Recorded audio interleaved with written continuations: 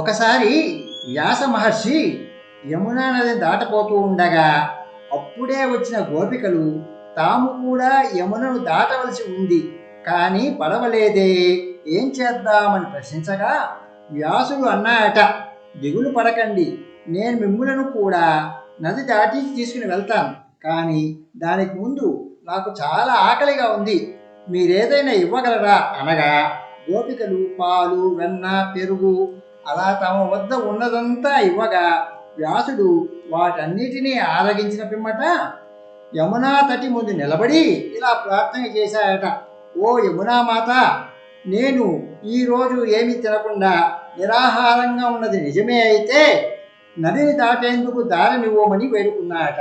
వెంటనే యమునా నది రెండుగా చీలి నడిచే వీలుగా భూమిని నిలిపిందట.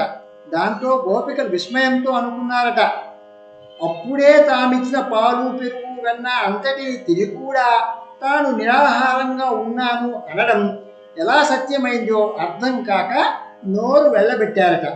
అయితే అసలు విషయం ఏమంటే, వ్యాసుడి స్థిరమైన విశ్వాసం ఏమంటే తానేమీ తినలేదని, తన లోపల వసించే అంతర్యామి ఆ భగవంతుడే నిజమైన భోక్త అని.